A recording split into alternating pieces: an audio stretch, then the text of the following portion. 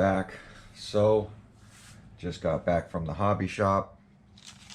Had to pick up a steering servo. So we'll take a look at what I decided.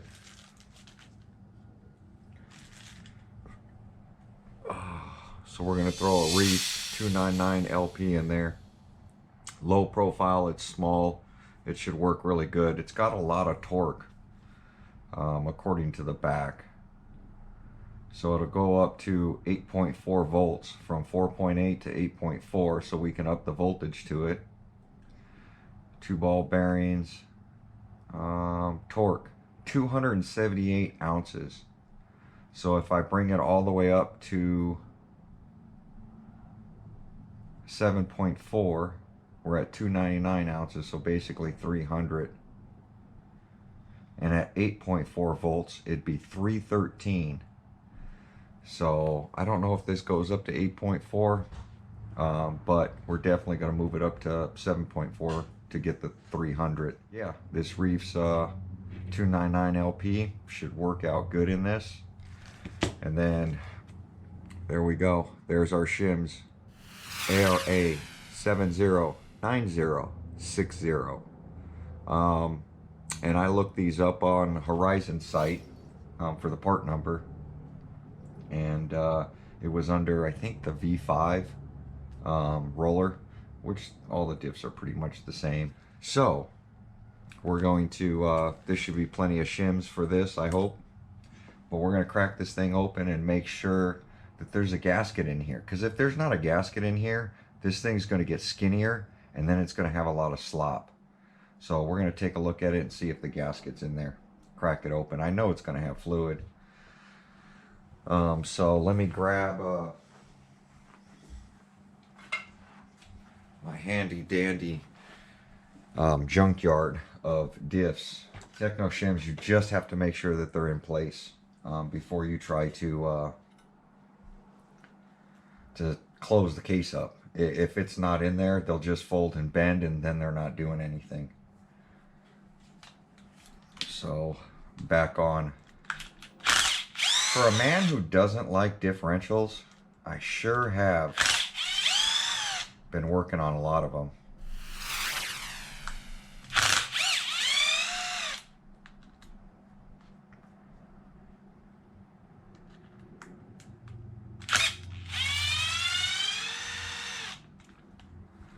So is there a gasket or is there not a gasket? There is 100% a gasket.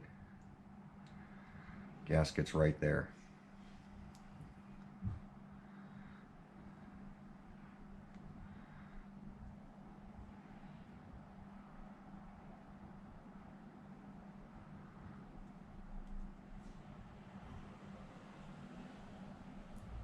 God, this gear took a beating. I think I'm gonna have to swap out this gear because it's literally so sharp.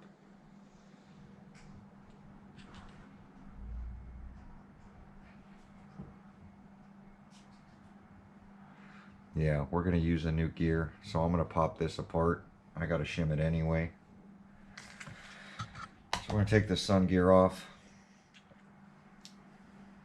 Yep, there's no God, I need a washer for this. There's supposed to be a washer right here to hold this O-ring down. If not, the fluid will leak out. And there's not. And I stole the washers I had. I'm gonna have to open up another diff and see if I can get some more washers out. There's supposed to be a small washer in here. I wonder if I have a flat washer that'll fit under that.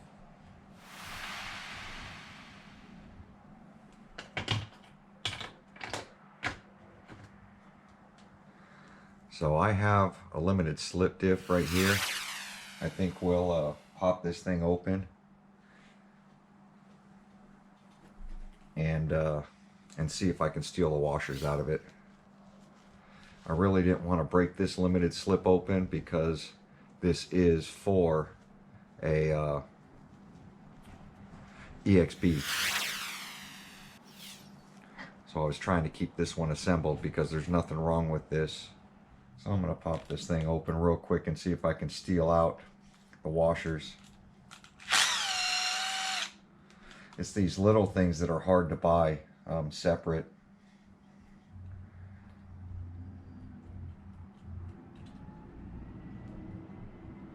So you can see they pack it with grease. I haven't opened this diff yet. This is the warranty one that Arrma had sent me.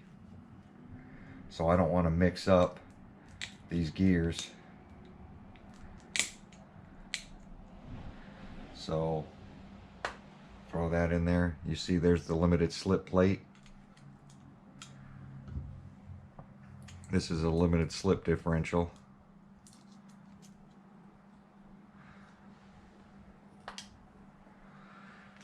And then here's our pin.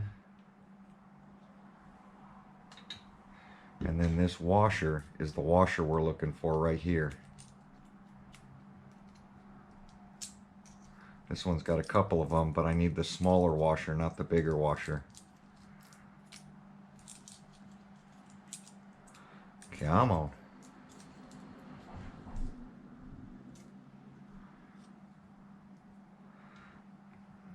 So there's the big shim, which we don't need. This is the little washer that I need for this new one right here. So this washer is going to keep that pin tight and going to keep that O-ring from folding out.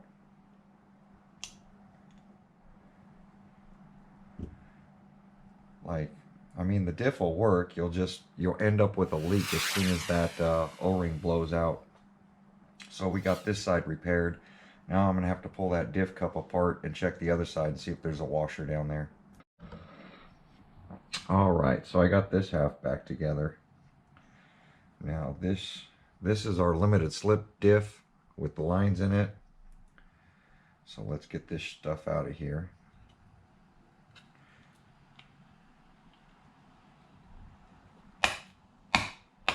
And I think if those washers aren't in the inside,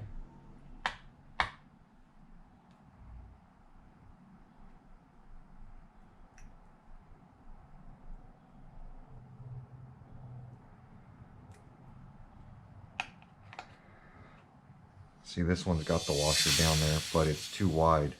The O-ring's popping out of it. You see how the washer's too wide? So let me point it out. See the orange O-ring is popping out all the way around it.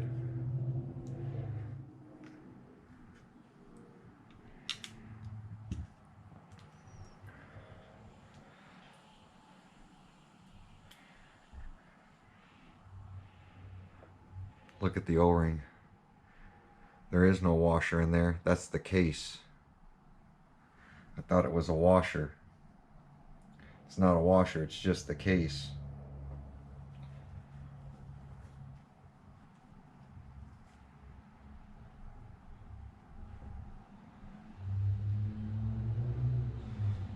Get that O-ring back in there.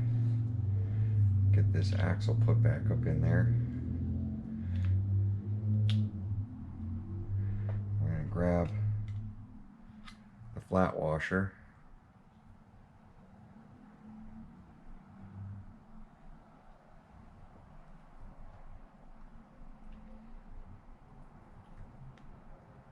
To hold that O-ring in there.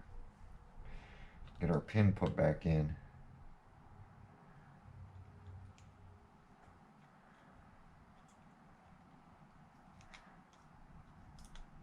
You can't see it. Again.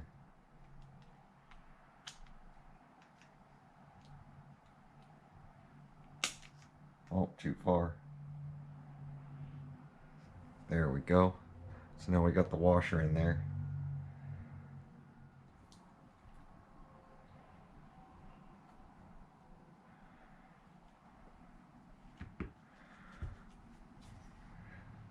My hands are so oily right now I can't even grab anything.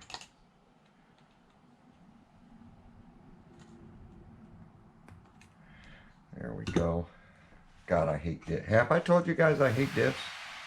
I truly hate differentials. Let me grab some fluid. So we're going to stick with the 15K. I'll throw some 15K in here.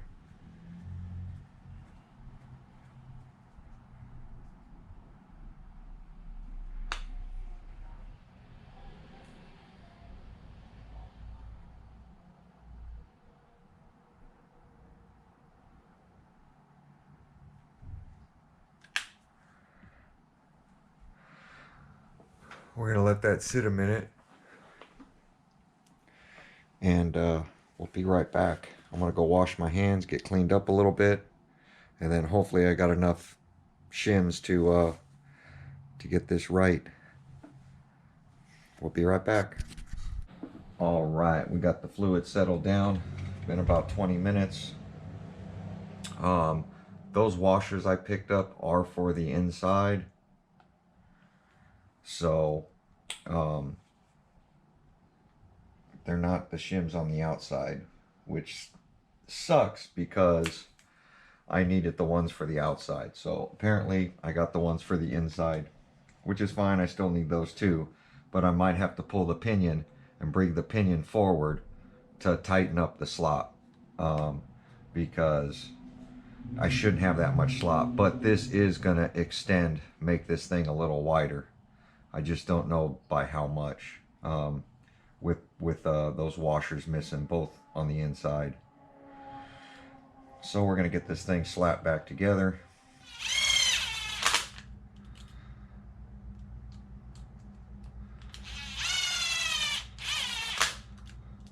All right, that feels good now. No slop back and forth in that, which is good. Now we're gonna see how much slop I have here.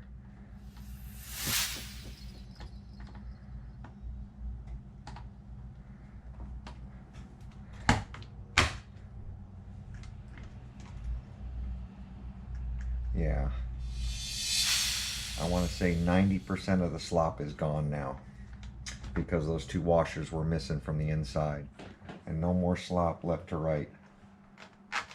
But it doesn't reach. So as you see, it doesn't reach the gear now.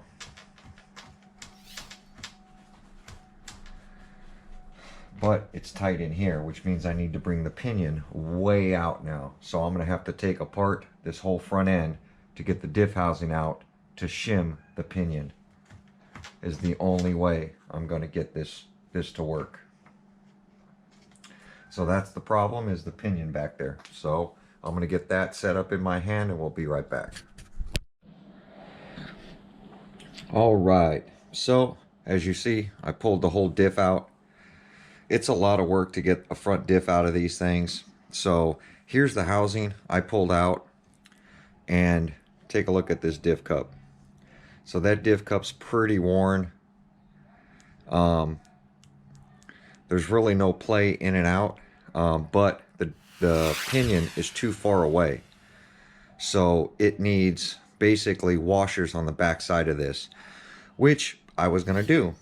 But then I grabbed my other housing, brand new housing with a brand new diff cup on it, and I dropped in the whole differential that I just finished rebuilding with no shims on it, and I have no play left and right.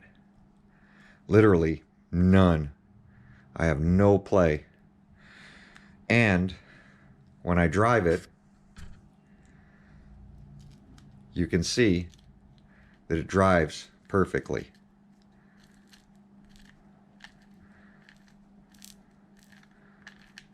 So this one is shimmed properly. So the pinion is far enough out. This one has got, let me show you what's going on. Look at the size of the pinions. That pinion's really small in there.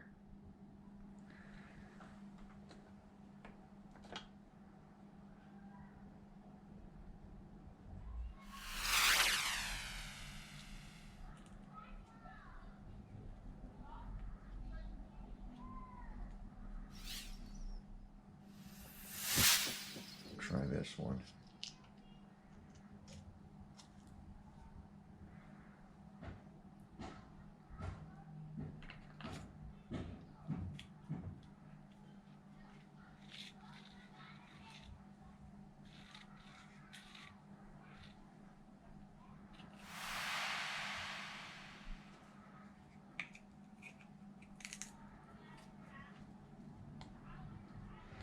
God, that's way too tight with that one in there.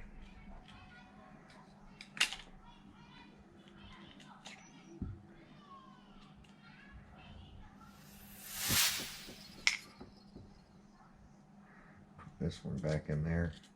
I don't know, I feel like something's wrong with that pinion.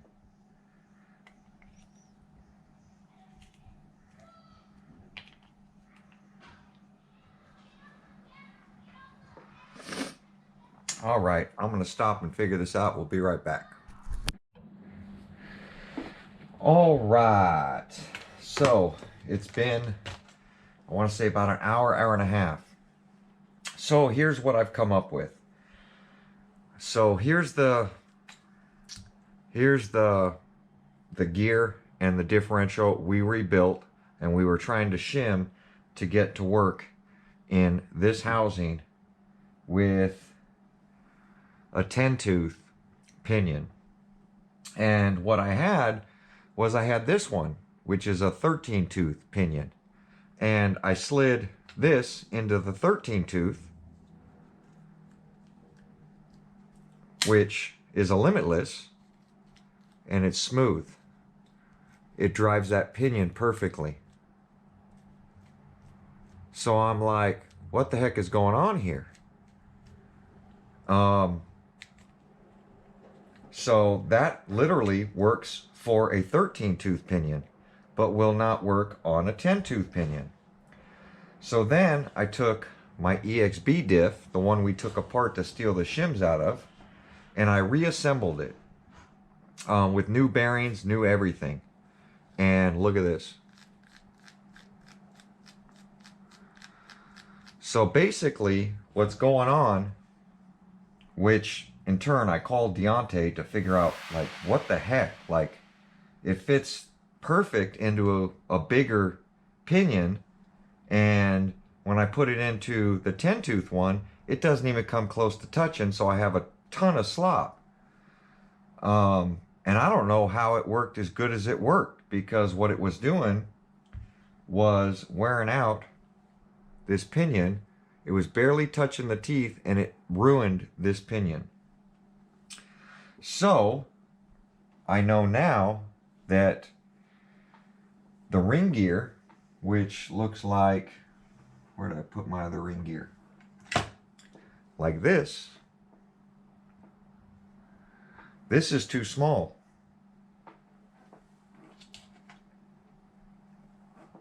So here's an EXB ring gear, and you can see that it's just too small. This is straight cut gears. This is spiral cut gears. So this is a straight cut gear pattern that goes with a 13-tooth. This is spiral cut. Well, it doesn't even matter that it's spiral cut, but it works for this. So what Deontay has come up with, because like I said, I'm new to the whole diff game, is that the limitless and Typhon, I have a limitless diff in here and then two EXB diffs. I have a feeling that this assembly right here is for a Typhon. And the I don't have any Typhon diffs. My son has a Typhon. We've never touched it. Never opened up a diff. I've never bought a diff. None of that stuff. But this is a Typhon diff. And the Typhon has a 13-tooth pinion. So I have a feeling that he used a Kraton 10-tooth pinion with a Typhon 13-tooth compatible ring gear or differential. So that's what we come up with. So I've had to basically build two diffs to figure out what's what. Since I don't have a regular differential for a Kraton, and that's why I bought the roller with differentials on it, I do have a good differential for a EXB, but I didn't have a good housing because the housing for the EXB, which is this one, snapped.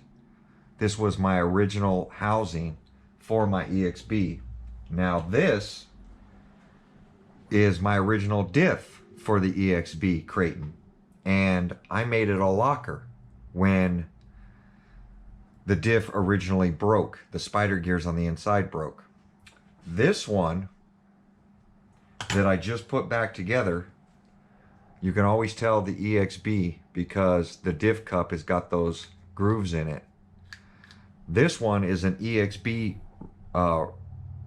ring gear with a 10-tooth pinion off the Kraton, because I know you can take an EXB diff and slip it into your V4 Kraton. So we slipped it into this housing, and shimming and everything is perfect now. Luckily, this was the warranty diff that Arrma sent me, and I cracked the housing. And rather than dealing with all that stuff again, I bought a complete assembly from Jenny's RC or somebody. I think it was Jenny's RC. A complete EXB differential, housing, everything that had been already updated and shimmed. And that's what's in the EXB now. With an aluminum housing. Because originally I put the plastic housing in there, which is this housing right here, a brand new housing. I mean, I was even down, to the housings, which this housing might be broken. Yeah. See, this housing is cracked. So I'm going to have to I'm not even using this. The reason I have this housing, this one broke right here. This broke off a crash I had. That's why I have this 13-tooth housing. Is I crashed on the YouTube infraction and broke it. So right here, it's cracked all along there. So this housing is no good, but it has the 13-tooth off a limitless or felony or infraction. Those all have the 13-tooth in it. So I'm learning this stuff one by one, guys. I'm not a diff expert, and that's why I called Deontay, because he's the one that knew that the Typhon had the 13. And I said, well, I don't own a Typhon. I've only done diffs on limitlesses, infractions, and now EXBs. So that's all the diffs I've ever had problems with. And my infractions and limitlesses, the only reason I have problems with them is because I run into stuff like street signs and that kind of stuff. So at least now I know what's going on. It was just a mistake that happens. But out of everything I had here, I was able to get this one put back together. So what we're going to do is get this back into my son's car. I'm going to get it all put back together. And then we're going to go from there, because this video is getting super long because of all the issues I have. I still have to grease it because I haven't greased it, because I've been trying to figure out what the heck is going on. It is fully assembled now, so I'm going to get it cleaned up. One of the bolts is too long for this housing. It had these silver bolts in it, and this one bolt is just too long. It literally punches through. So I'm going to find another bolt that's shorter for this cover. I'm going to get this replaced. Actually, I think I have a metal one, which I try to save for the rears, but I'm going to replace this piece out. I think I don't know. I don't have one of these. I'm going to just stick this back on here because I only have a rear, and my rear has a square that goes here for the chassis. So I don't have a front one. So I'm going to transfer this over, slip all this in, put all the control arms on, get the sway bar on, get everything on, and we're going to get outside and see if I can finally fix this diff noise. We'll be right back, guys. I'm not gonna make you guys watch me put this whole Kraton back together. But I wanted to explain what was going on and why I was so confused. And I literally had to call Deontay to figure out what the heck. He is surprised that that mistake was made, but that's the thing. Mistakes are made. And it happens. You know, there's nothing you can do about it except get it fixed, get it going. And Deontay's always taking care of me. We're going to go ahead, get this thing slammed back together so that, and then I still got to get this steering servo in there. So I'm not even going to make you guys watch me put the steering servo in. I'm going to get this Servox one changed out. I'm going to put the Reefs one in there because I can get to everything kind of easy right now. And then I'm going to get this diff installed, get it all put back together, and then we're going to see a running video later. But there we go, guys. Like, comment, subscribe, and we will see you guys on my next video. Thanks for watching. All right, so I got all this put back together, whole RC's back together. I got to get this cover on, get the sway bar on, and then change out the reef servo. Hope you enjoyed the video. It got really long. You can see the pile of diffs and the mess I got going on and the hardware that I had to change out. It's one of those things. But we're gonna get that reefs put in there. This thing's back together. I found a couple other little issues. I did end up drilling a hole on the upper controller on both sides so that I could get to the droop screws so that I can adjust them. And then, yeah, so I got droop set, everything set. I'm gonna turn down the shocks so there's not so much spring pressure on them because they're cranked all the way up. And if you saw the running video of it going over the speed bump, it was really stiff. When it landed, it would bounce, it would double hop in the back. So we're gonna soften up these spring rates and then get it out tomorrow and get this ripping and get the EXB with the aluminum housing ripping and see how they do. But there you go. Hope you enjoyed the video. Hope you guys learned a lot about the 13-tooth pinion and the 10-tooth pinion. Things you got to check. So anytime you buy something used, anything's possible. So you know, it's a fun build. It's going to be great when it's done. Can't wait to finish it. See you guys on the next one.